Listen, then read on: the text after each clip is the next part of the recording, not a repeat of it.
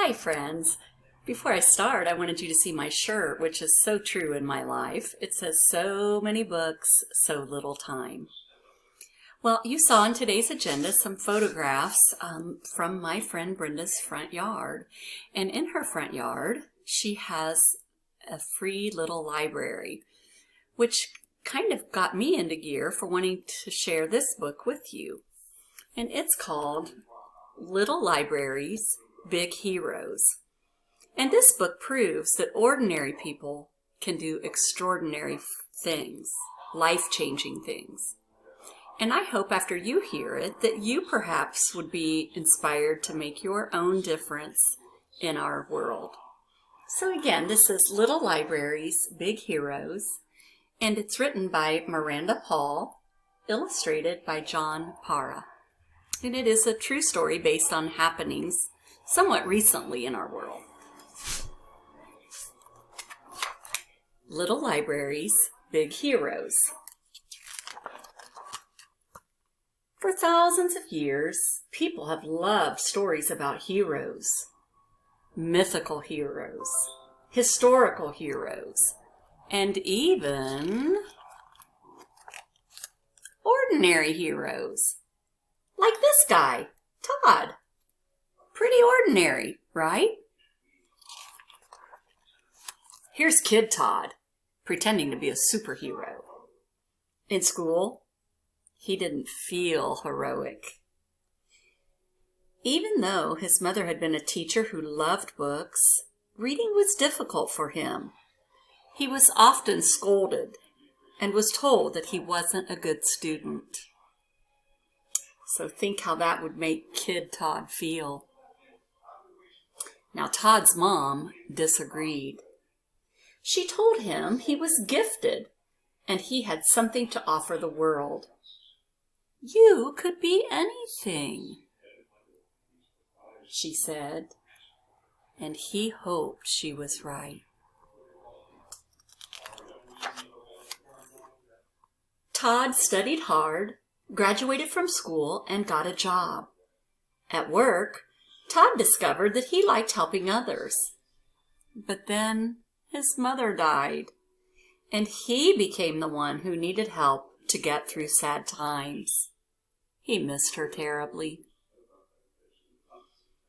Memories of his mom teaching neighborhood kids how to read gave Todd an idea. He cut up an old door and hammered the pieces together to make a tiny one-room schoolhouse. He stacked books inside, nailed a sign on the front, and placed the little library on his lawn. Now he could share his mother's love of reading with anyone who passed by. There was just one problem. Very few people passed by. So think, how might Todd solve that problem? Let's see what he does. One day, during a rummage sale, and that might be like what you would consider a yard sale or a garage sale. So during a rummage sale, Todd's neighbors spotted his creation. What a neat idea! Did you build that yourself? Why did you make that? Todd told them about his mom. People loved his story. It reminded them of ordinary heroes they knew. Soon, neighbors who had never met before were gathered around, chatting like old friends. They grabbed books. They gave books. The little library became the center of their neighborhood. Todd felt his nifty box of books had potential. Now, the word nifty is one that you might use today, like you might say cool, or back in another day they used to say groovy. So he thought those nifty boxes of books had potential. That means he thinks good things can happen because of these. He called up his friend Rick, who was always chock full of grand ideas. Rick thought that they could build thousands of little boxes. Like Andrew Carnegie, who once built 2,510 libraries. They could take trips, like Drudy Stearns, who brought traveling libraries all over Wisconsin. "Wait a minute," Todd said. Andrew Carnegie had been a wealthy businessman.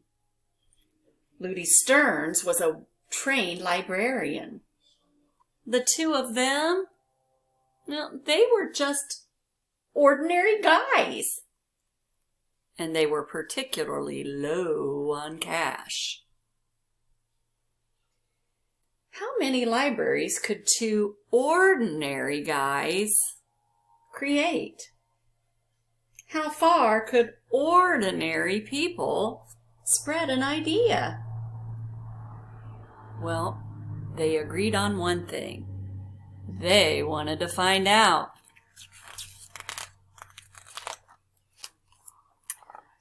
For months, they salvaged, designed, sawed, and painted. So if you salvage something, you save it from ruin. They learned important skills such as how to recycle a barn, how to pick out a sliver, and how to convince family members that sawing and painting were fun. The team lined up their finished masterpieces and waited for the crowds, but crowds didn't come. The only one person that bought a little library, the freshly built library, sat and sat and sat. The team's spirits withered as they waited.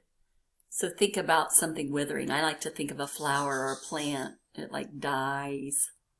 So their spirit is dying.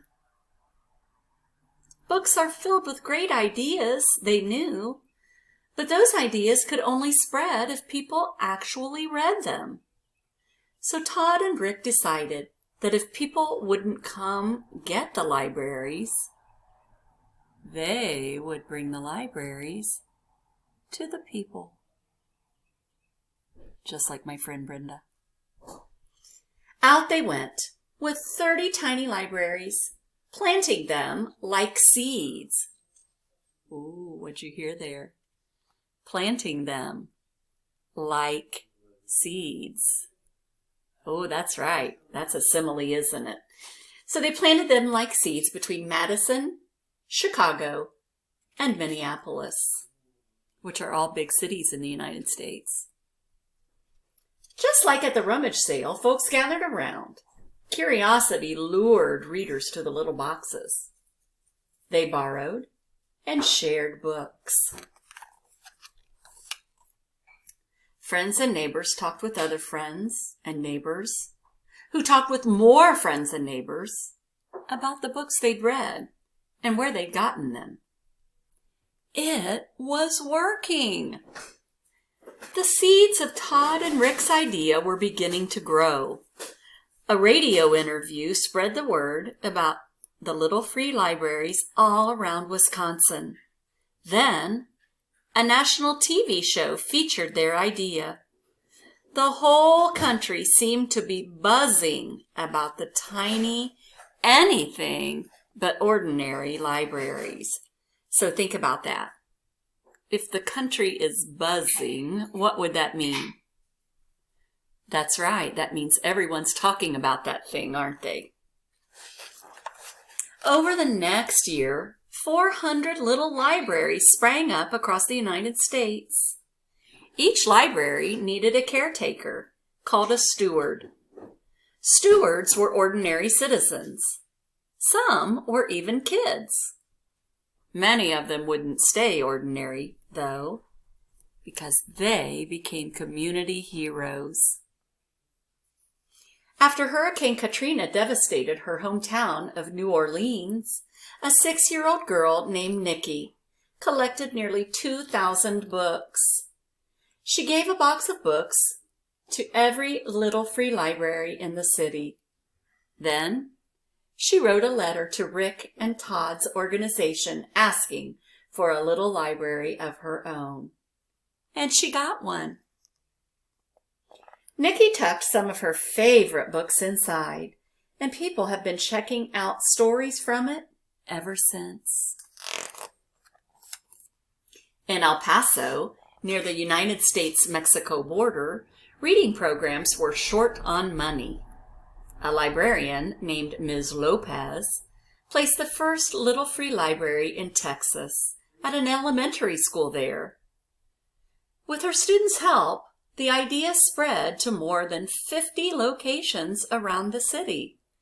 Soon, family had more access to books in English and Spanish. In western Uganda, volunteers set up a primary school in a little free library within a refugee camp.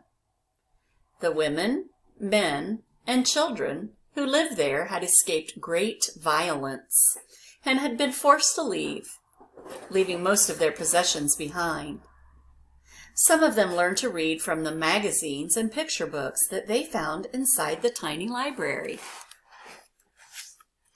As the more libraries spread around, more tales of ordinary heroes emerged or came out.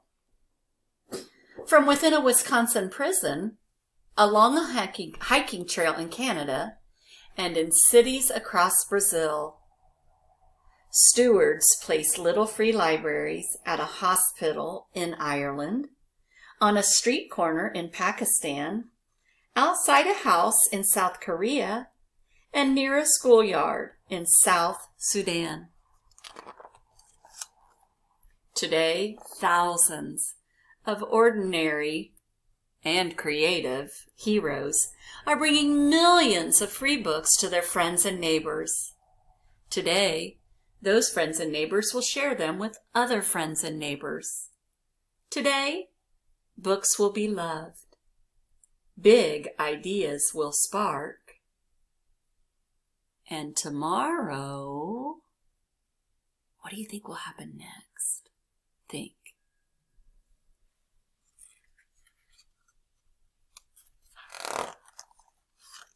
Who knows?